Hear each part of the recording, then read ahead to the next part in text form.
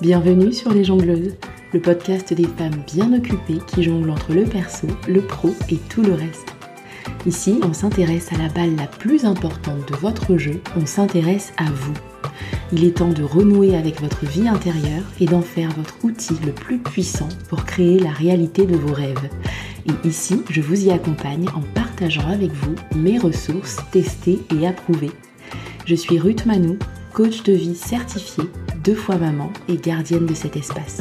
Abonnez-vous à la newsletter ou sur votre plateforme d'écoute préférée pour être notifié des nouvelles sorties. Et je compte sur vous pour partager largement autour de vous et pour laisser une pluie d'étoiles et de commentaires partout où c'est possible. Bonne écoute!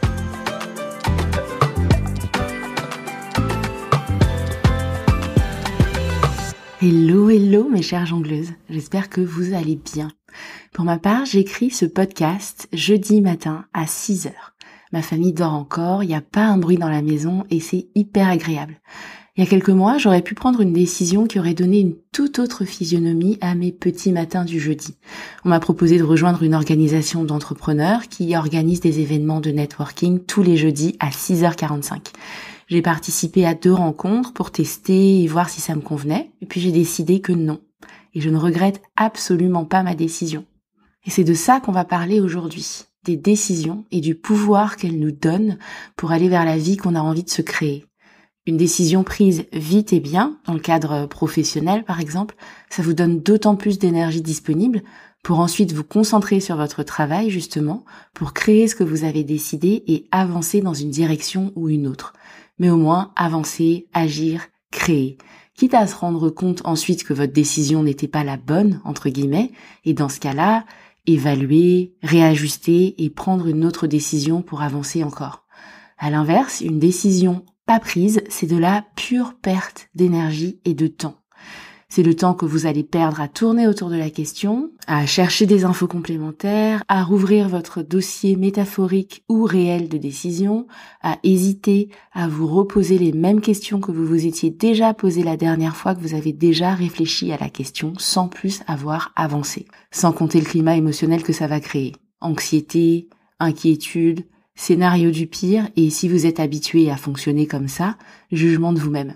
Bref, un bon gros stress des familles. Si votre processus de décision ressemble à ça, que malgré tout, vous arrivez à prendre une décision et que vous vous dites après quelque temps que ce n'était pas la bonne, alors là on aura sûrement des regrets, du désengagement et à nouveau, sans doute, du jugement de vous-même, voire des autres.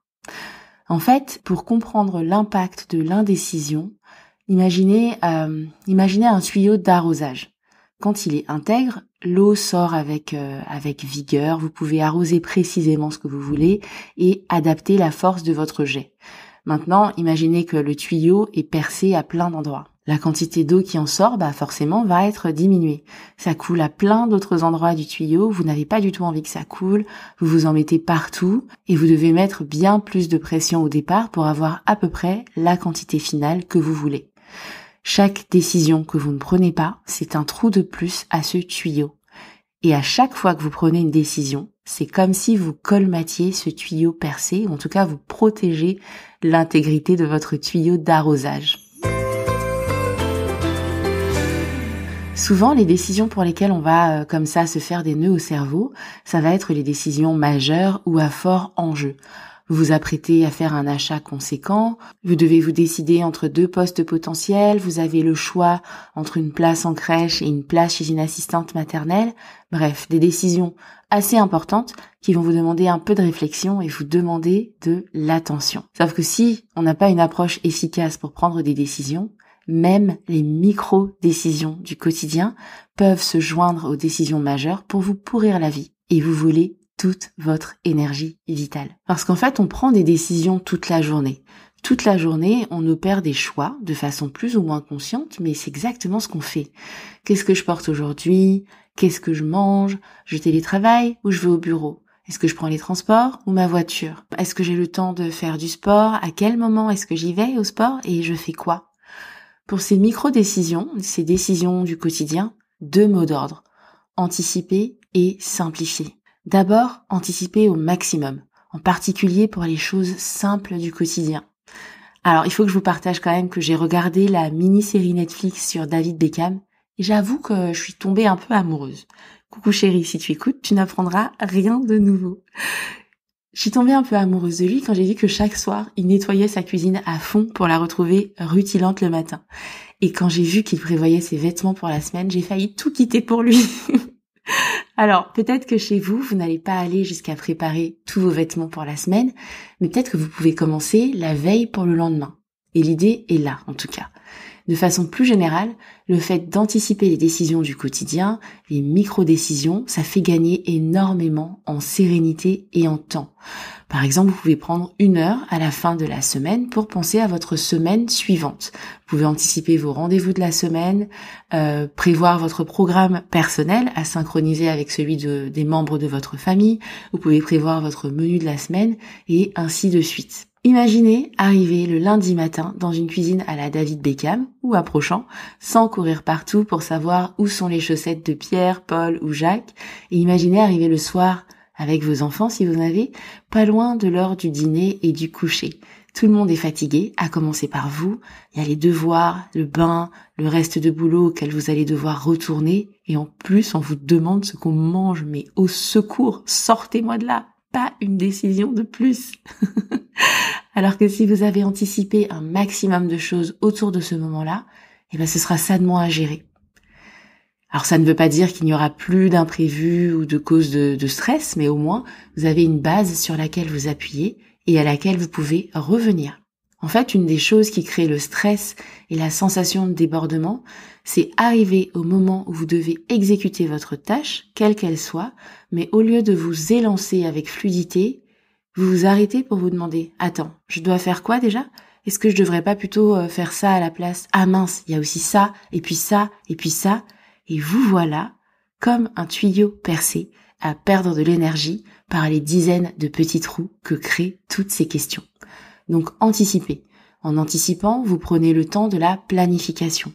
Vous prenez vos décisions en avance et vous vous assurez d'avoir un maximum d'énergie pour la phase d'exécution. Prenez autant de décisions que vous pouvez en amont et créez surtout des rituels pour ancrer cette habitude dans votre quotidien.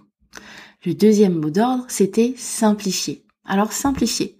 Réduisez vos options pour vous faciliter la tâche.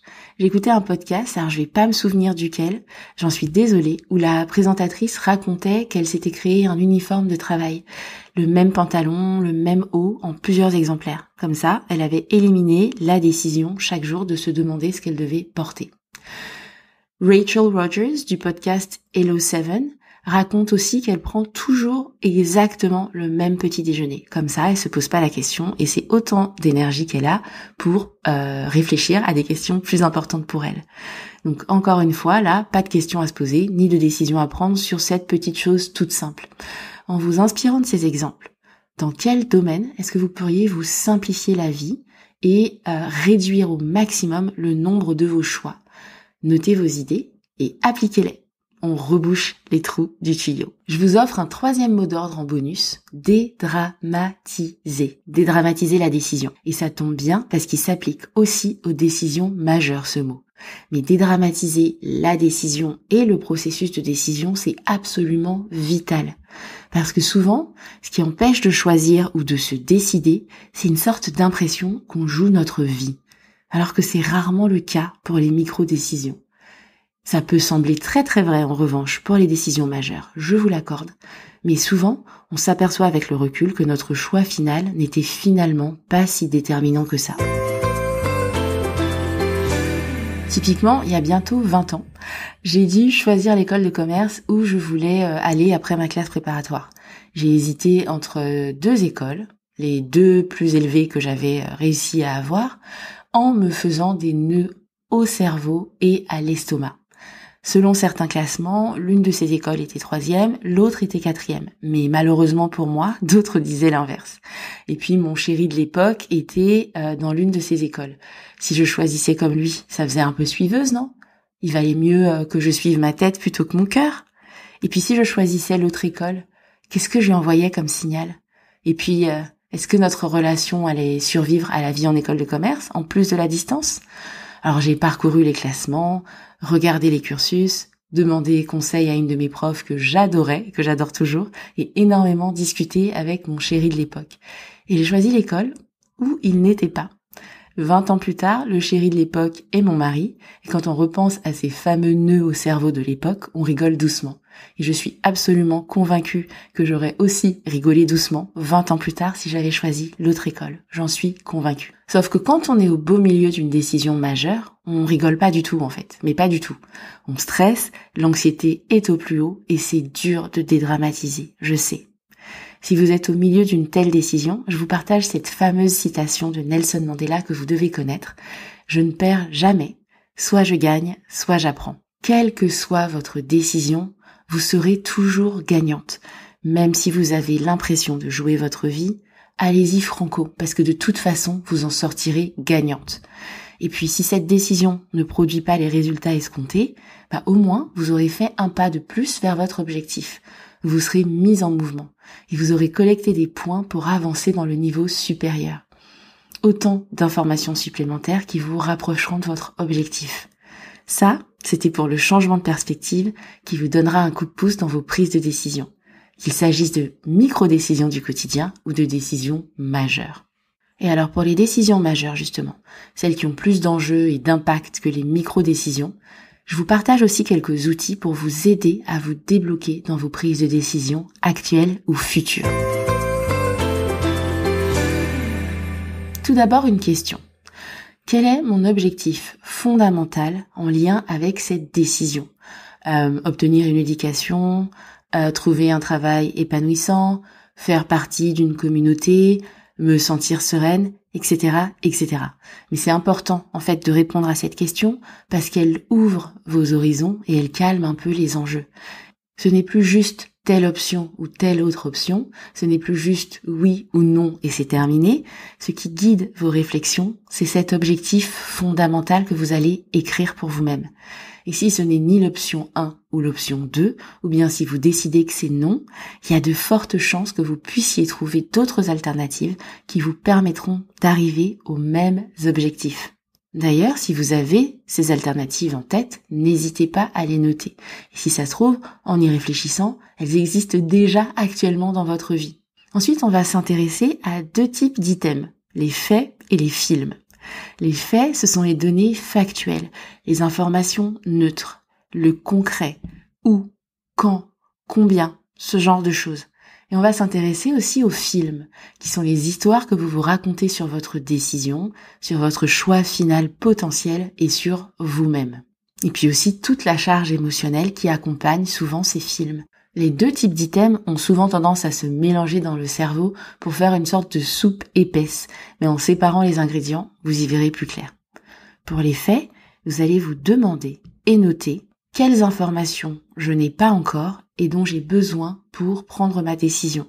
Par exemple, je ne sais pas combien ça coûte, je ne sais pas combien de temps ça va me prendre, je ne connais pas les débouchés, je ne sais pas si je peux travailler en même temps, comment je vais financer mon projet, je ne sais pas où c'est situé, comment ça va impacter mon entourage et comment je peux y faire face, etc., etc., etc. Autant de choses qu'on peut parfois voir comme des points de blocage, mais qui sont en fait des informations que votre cerveau vous réclame pour pouvoir prendre la décision. Listez-les et donnez-vous pour mission de trouver les réponses. Ensuite, demandez-vous, qu'est-ce que je sais déjà ? De quelles informations est-ce que je dispose déjà ?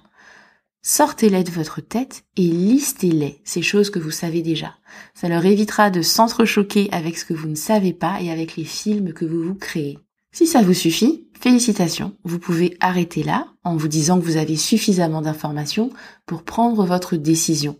Pourquoi ne pas vous lancer dans une liste des pour et des contre, par exemple, si vous avez besoin de cette étape supplémentaire. Et ensuite, prenez votre décision, allez-y, vous ne pouvez que gagner. En revanche, si vous êtes encore bloqué, vous pouvez regarder du côté des films, justement, les histoires que vous vous racontez et qui vous mettent des bâtons dans les roues. Et là, je vais vous prendre par les émotions. Qu'est-ce que vous ressentez quand vous pensez à cette décision ?